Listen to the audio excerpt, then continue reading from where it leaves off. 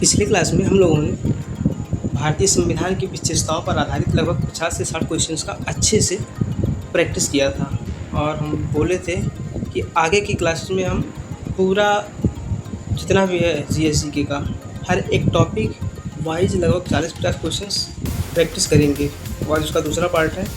और इसमें हम संविधान के प्रस्तावना पर आधारित लगभग 40 से 50 क्वेश्चंस का अच्छे से प्रैक्टिस करेंगे। इसमें से पहला क्वेश्चन है कि भारतीय संविधान की प्रस्तावना को किसने तैयार किया था?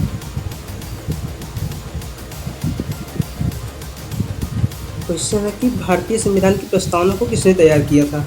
ऑप्शंस हैं महात्मा गांधी, डॉक्टर भीमराव अम्बेडकर, पंडित जवाहरलाल नेहरू या फिर राजेंद्र प्रसाद। इसका सही ऑप्शन है पंडित जवाहरलाल नेहरू। देश की प्रस्तावना संविधान में जो प्रयोग की गई है, जो प्रस्तावना, उसको तैयार करने का जो सबसे मेन श्रेय जाता है, जो उसको प्रस्तुत किया था संविधान सभा में, वो पंडित जवाहरलाल नेहरू थे। और एक चीज़, आज के सवालों को हम डिटेल में व्याख्या सहित लेकर के आए हैं।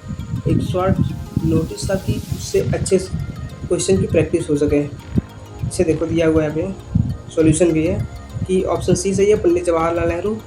व्याख्या है उसका कि पंडित नेहरू ने 13 दिसंबर 1946 को उद्देश्य प्रस्ताव पेश किया था, जो कि बाद में प्रस्तावना के रूप में स्वीकार किया गया था। क्वेश्चन नंबर 2 है कि भारतीय संविधान की प्रस्तावना किसे दर्शाती है? भारतीय संविधान की प्रस्तावना किसे दर्शाती है? मौलिक कर्तव्य को, संविधान की आत्मा और मूलभूत आदर्श को, नीति निर्देशक तत्व को या फिर संसद की शक्तियों को? बताओ। सही ऑप्शन है बी, संविधान की आत्मा और मूलभूत आदर्श को। उसका व्याख्या दिया है कि प्रस्तावना संविधान के उद्देश्यों, आदर्शों और मूल भावना का परिचय कराती है। क्वेश्चन तीसरा है, संविधान में समाजवादी, धर्मनिरपेक्ष और एकता और अखंडता शब्द किस संशोधन द्वारा जोड़े गए थे? तो वो था हमारा 42वां संविधान संशोधन। 42वें संविधान संशोधन के तहत इसको जोड़ा गया था। ऑप्शन ए है सही, 42वां संविधान संशोधन। 1976 में 42वें संविधान संशोधन के माध्यम से प्रस्तावना में 3 शब्द जोड़े गए थे और वो शब्द यही थे, समाजवादी, धर्मनिरपेक्ष और एकता और अखंडता। और उसके बाद देखो फिर अगला क्वेश्चन दिया है, चौथा क्वेश्चन है कि भारतीय संविधान की प्रस्तावना में न्याय कितने क्षेत्रों में प्रदान करने की बात की गई है? 2, 4, 3, 1। तो जो भारतीय संविधान है, भारतीय संविधान में न्याय प्रदान करने की बात वो 3 क्षेत्रों में की गई है। कौन कौन सी? जो 42वें संविधान संशोधन के तहत जोड़ा गया था, याद कर लेना। दिखा देता हूँ। सामाजिक, आर्थिक और राजनीतिक न्याय का उल्लेख है। ठीक है, पहला क्वेश्चन देखो, हम भारत के लोग से प्रस्तावना की शुरुआत होती है, इसका क्या तात्पर्य है? पहला, सरकार की शक्ति का स्रोत संसद है।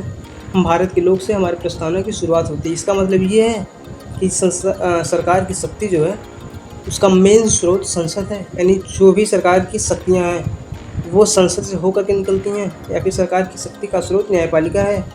तो ऑप्शन सी है कि सरकार की शक्ति का स्रोत जनता है, या फिर सरकार की शक्ति का स्रोत राष्ट्रपति है। सरकार की शक्ति का स्रोत कौन है? सरकार किससे मिलकर बनी है? सरकार किसके लिए बनी है? सरकार किसके लिए कार्य करती है? जनता के लिए। तो ऑप्शन सी सही है कि इसका जो तात्पर्य है वो है सरकार की शक्ति का स्रोत जनता है। सॉल्यूशन देख लो, ऑप्शन सी सही है, हम भारत के लोग वाक्यांश जनता की सर्वोच्चता को व्यक्त करता है। क्वेश्चन नंबर 6वां देखो, प्रस्तावना में बंधुत्व शब्द का क्या अर्थ है? बंधुत्व में क्या होता है? भाईचारे की भावना। ऑप्शन सी सही है, भाईचारे की भावना। बंधुत्व का अर्थ होता है नागरिकों के बीच प्रेम, सहयोग और सम्मान की भावना। अगला क्वेश्चन देखो,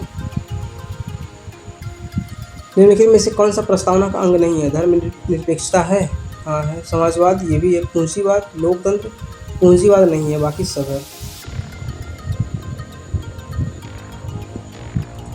तो दिया हुआ है यहाँ पे, संविधान समाजवाद का समर्थन करता है, पूंजीवाद का नहीं।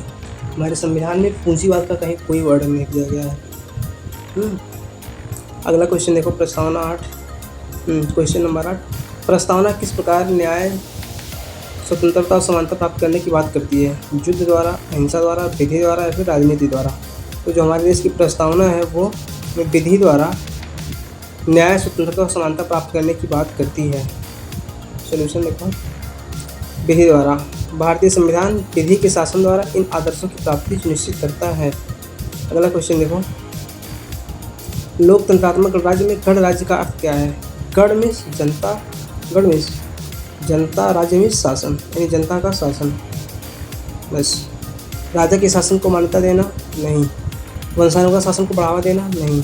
निर्वाचित सरकार द्वारा शासन? हाँ। धार्मिक शासन? नहीं। ऑप्शन कौन सा सही है? सी।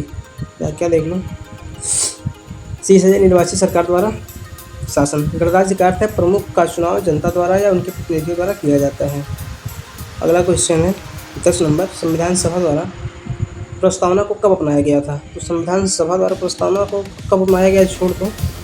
संविधान सभा में प्रस्तावना किस नाम से पेश किया गया था? तो वो था क्या, बताओ कब पेश किया गया था? 13 अप्रैल 1946 में। 13 अप्रैल 1946 में। किस नाम से? उद्देश्य प्रस्ताव के नाम से। किस नाम से? उद्देश्य प्रस्ताव के नाम से। कौन पेश किया था? पंडित जवाहरलाल नेहरू। कौन? नेहरू ने। इसको अपनाया कब गया था? बता दो ये भी, कब अपनाया गया था? 15 अगस्त 1947 को? नहीं। 26 नवंबर 1949 को? 26 जनवरी 1950 को? या फिर 9 दिसंबर 1946 को? इसका राइट ऑप्शन है बी, 26 नवंबर 1949 को। अगला क्वेश्चन देखो, भारतीय संविधान की प्रस्तावना को किस न्यायिक निर्णय में संविधान का अभिन्न अंग घोषित किया गया है? संविधान की प्रस्तावना को किस न्यायिक निर्णय में? वो था केशवानंद वर्सेस केशवानंद भारती केस। इसी के तहत भारतीय संविधान की प्रस्तावना को न्यायिक निर्णय में संविधान का अभिन्न अंग घोषित किया गया था।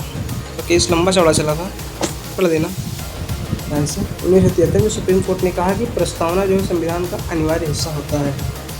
अगला क्वेश्चन देखो फिर, संविधान की प्रस्तावना में किस प्रकार की स्वतंत्रता को प्रदान करने की बात की गई है? संविधान की प्रस्तावना में राजनीति की, विचार, अभिव्यक्ति, विश्वास, उपासना और पूजा की, व्यापार की, शिक्षा की। तो हमें पता है कि हमारे संविधान की प्रस्तावना में विचार, अभिव्यक्ति, विश्वास, उपासना और पूजा सबकी स्वतंत्रता की बात की गई है। तो ऑप्शन कौन सा सही है? बी। अगला क्वेश्चन देखो, समाजवादी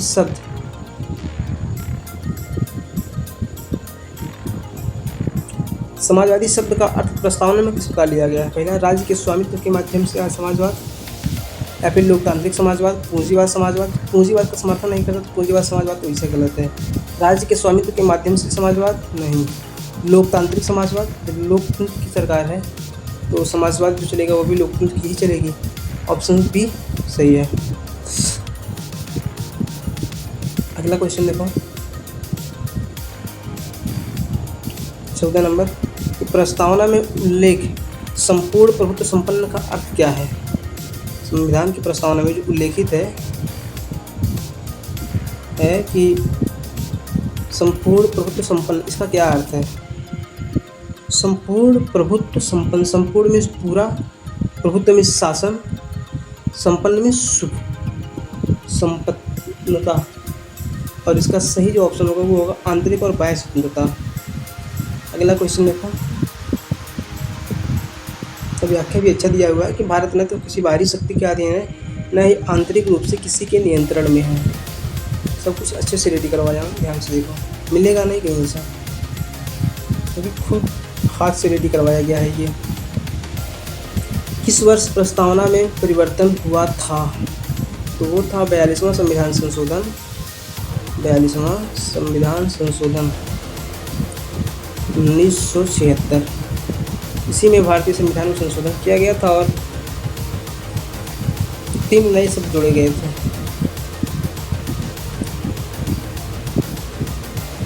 अगला क्वेश्चन देखो, प्रस्तावना के अनुसार भारत किस प्रकार का राष्ट्र है? धार्मिक है, संघीय है, नहीं है। आगे का ऑप्शन देखो, संपूर्ण प्रभुत्व संपन्न, समाजवादी, धर्मनिरपेक्ष, लोकतंत्रात्मक राज्य है। हाँ, ऑप्शन सी सही है। अगला क्वेश्चन देखो, बंधुत्व शब्द प्रस्तावना में किसके बीच भावना को बढ़ावा देता है? व्यक्ति और राज्य, विभिन्न धर्मों के न्यायों के बीच, व्यक्ति और नगरपालिका, राज्य और संसद। तो जो बंधुत्व का ये शब्द है, ये हमारा किसको बढ़ावा देता है? विभिन्न धर्मों के अनुयायियों के बीच। हमारे देश में बहुत सारे लोग रहते हैं, बहुत सारे धर्मों के लोग हैं, उन सभी के बीच में परस्पर भाईचारे की भावना बनी रहे, उसी के लिए संविधान में बंधुत्व शब्द को लाया गया था, ताकि कानूनी स्तर पर उनको समान रखा जा सके, उनके बीच भेदभाव न किया जा सके। अगला क्वेश्चन देखो, प्रस्तावना के किस शब्द से ज्ञात होता है कि भारत में कोई वंशानुगत शासक नहीं होगा? संपूर्ण प्रभुत्व संपन्न से पता चलता है, गणराज्य से पता चलता है, लोकतंत्रात्मक से पता चलता है, फिर समाजवादी से। ऐसा कौन सा शब्द है जिससे ये पता चल रहा है? संपूर्ण प्रभुत्व संपन्न से पता चल रहा है? नहीं। गणराज्य से या फिर लोकतंत्रात्मक से? गणराज्य, यही तो वो है, यही तो है जिससे पता चलता है कि गण राज्य, गण मीन्स लोगों का, राज्य मीन्स शासन। जहाँ लोगों का शासन होगा वहाँ कभी भी वंशानुगत सरकार नहीं बन सकती है, वंशानुगत शासन नहीं हो सकता।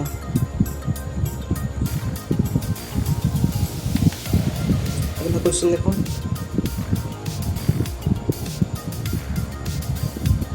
प्रश्न 19 है कि भारतीय संविधान की प्रस्तावना को प्रारंभ में किसके आधार पर तैयार किया गया था? मानव अधिकार घोषणा, भारतीय स्वतंत्रता अधिनियम। आगे के ऑप्शंस देखो,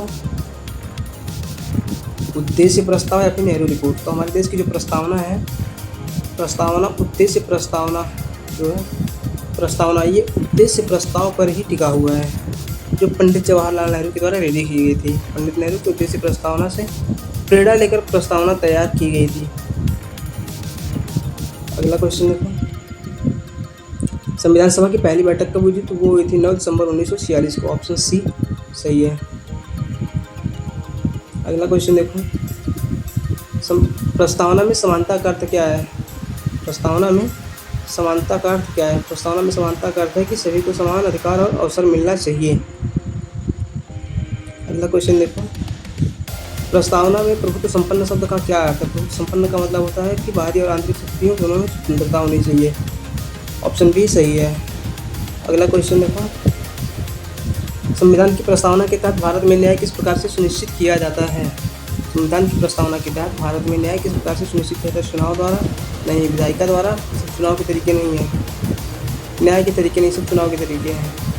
न्यायपालिका द्वारा या फिर संविधान के अनुसार विधियों द्वारा? तो न्यायपालिका द्वारा भी होता है, संविधान के अनुसार विधियों द्वारा भी होता है। कौन सा सही है ये बताओ?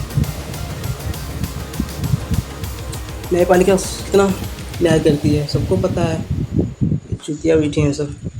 ऑप्शन डी सही है कि संविधान के अनुसार विधियों द्वारा। संविधान न्याय को सुनिश्चित करने के लिए न्यायपालिका और विधायिका के माध्यम से प्रावधान करता है।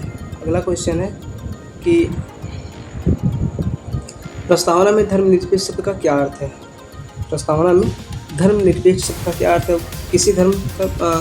किसी विशेष धर्म का पालन नहीं है, किसी भी धर्म के प्रति पक्षपाती ना होना, यही तो है।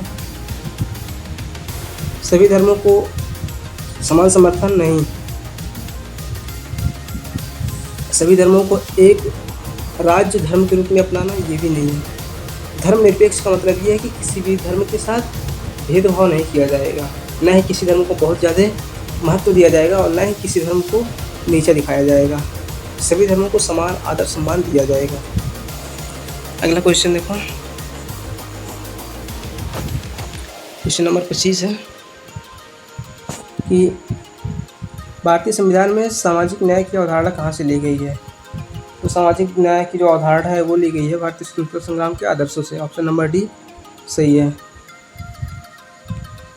क्वेश्चन नंबर 26 देखो कि भारतीय संविधान के किस हिस्से में प्रस्तावना का स्थान है? वो पहले ही भाग में दिया गया है। ऑप्शन ए सही है।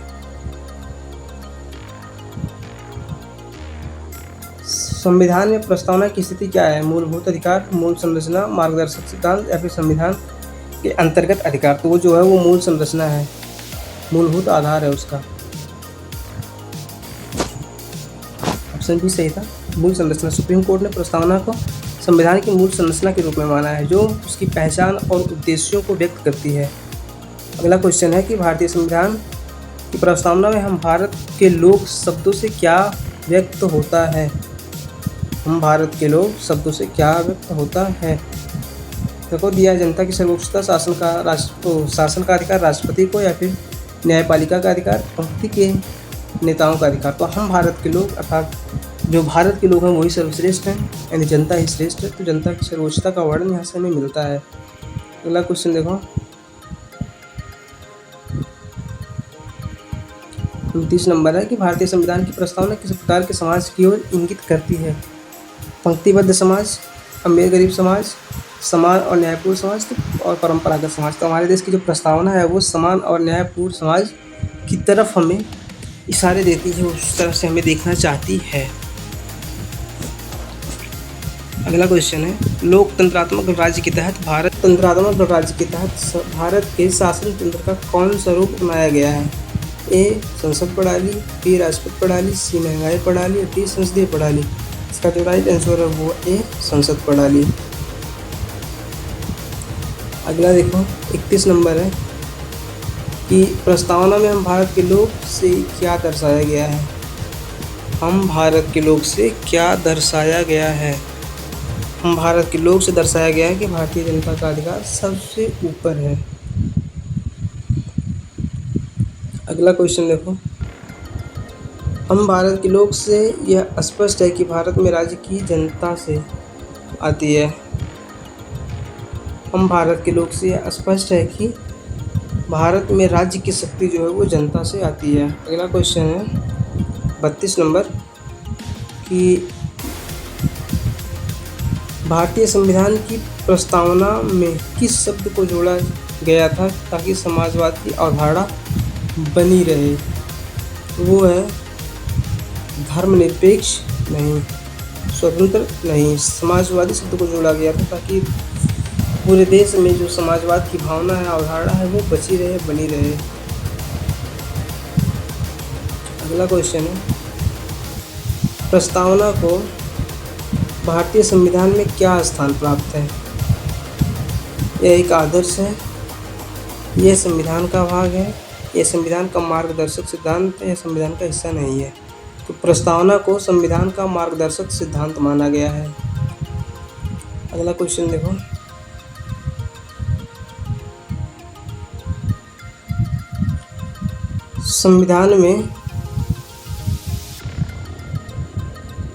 संविधान में हम भारत के लोग से क्या दर्शाया गया है? भारतीय जनता का अधिकार।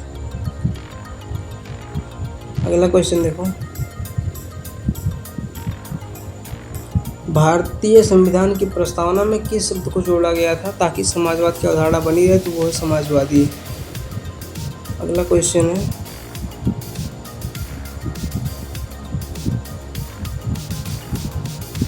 34-35 का फिर से लगा दिया उसी पे, नहीं चेंज है यहाँ से। देखो क्वेश्चन नंबर 34 है कि प्रस्तावना में धर्मनिरपेक्ष शब्द का क्या महत्व है? तो जो धर्मनिरपेक्ष शब्द है इसका मतलब ये है कि किसी भी धर्म के साथ भेदभाव नहीं किया जाएगा, सभी धर्मों के साथ समान दृष्टिकोण को अपनाया जाएगा। ऑप्शन ए सही है। अगला क्वेश्चन देखो संविधान की प्रस्तावना में बंधुत्व शब्द का उद्देश्य क्या है? भाईचारे को बनाए रखना। तो नागरिकों के बीच भाईचारे की भावना बनाए रखना, यही उसका उद्देश्य है। अगला क्वेश्चन देखो 36 नंबर प्रस्तावना में लोकतंत्रात्मक गणराज्य से क्या अभिप्रेत है? प्रस्तावना में लोकतंत्रात्मक गणराज्य से क्या अभिप्रेत है? अभिप्रेत मीन्स क्या उसका उद्देश्य, क्या उसका मतलब है? तो उसका मतलब ये है कि लोगों के शासन द्वारा शासित राज्य। लोकतंत्रात्मक गणराज्य का मतलब है कि लोगों के जहाँ पर लोगों का शासन चलता हो एक ऐसा राज्य, वो होता है लोकतंत्रात्मक गणराज्य। और ऑप्शन ए इसका सही है। अगला क्वेश्चन देखो 37 नंबर है कि भारत का संविधान और समाजवादी राज्य के बीच क्या संबंध है। संविधान और समाजवादी राज्य के बीच क्या संबंध है। जो हमारा मेन संबंध है वो यही है कि समाजवादी सिद्धांतों पर आधारित भारतीय संविधान है। समाजवादी सिद्धांतों पर आधारित भारतीय संविधान। अगला क्वेश्चन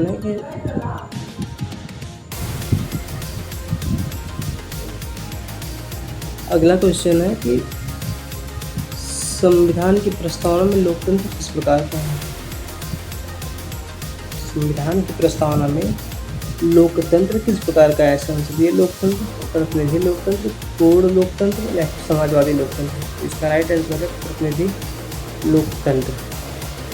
अगला क्वेश्चन है संविधान के प्रस्तावना में समानता का क्या उद्देश्य है। समानता का मतलब सबको समान अधिकार है यार, सभी नागरिकों को एक जैसे अधिकार देना, यही है।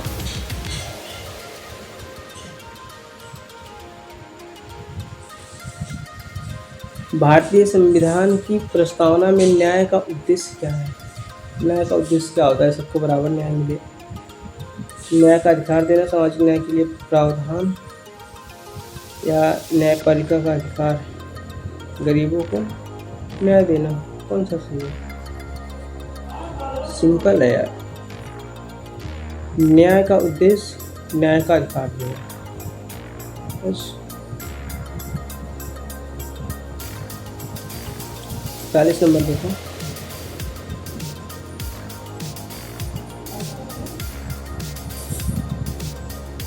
भारतीय संविधान की प्रस्तावना में हम भारत के लोग से क्या उद्देश्य है। हम भारत के लोग शब्द से क्या उद्देश्य है कि हम भारत के लोग क्या हैं बाबू भैया, कि हम भारत के लोगों का संकल्प है ये। अगला क्वेश्चन देखो 42 नंबर है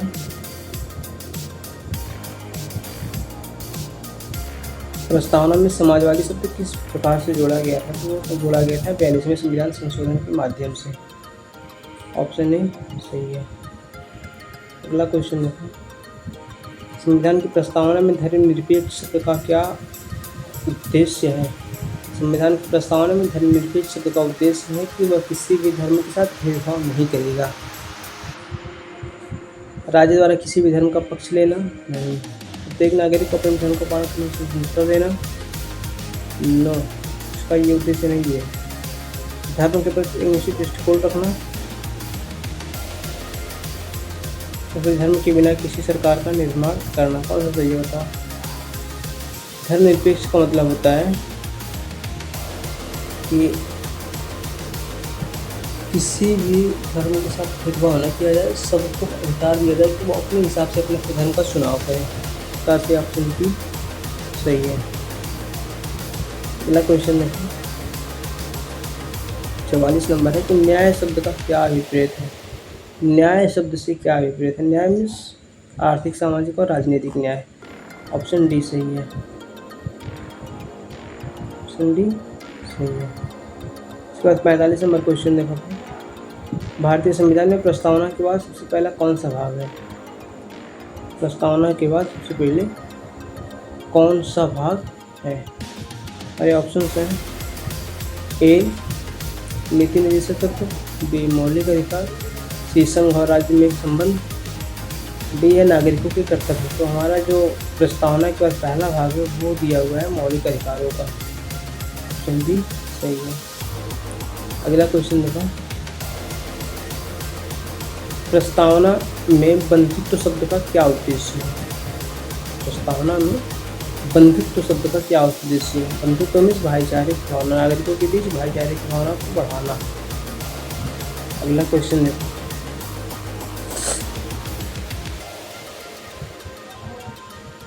भारतीय संविधान की प्रस्तावना में लोकतंत्रात्मक गणराज्य का क्या अर्थ है। लोकतंत्रात्मक गणराज्य, लोकतंत्रात्मक जनता द्वारा चुना जाने वाला एक ऐसा राज्य जहाँ की सरकार का गठन जनता के आधार पर होता है, जनता के चुनाव के आधार पर होता है, वो होता है। समझे। इसका राइट आंसर है ए। अगला क्वेश्चन देखें 48 नंबर। ये समाजवादी शब्द के अर्थ को संविधान में किस तरह से स्पष्ट किया गया है? तो जो समाजवादी शब्द है इसके अर्थ को राज्य द्वारा सभी नागरिकों के लिए समान अवसर प्रदान करने के अर्थ में उसको स्पष्ट किया गया है।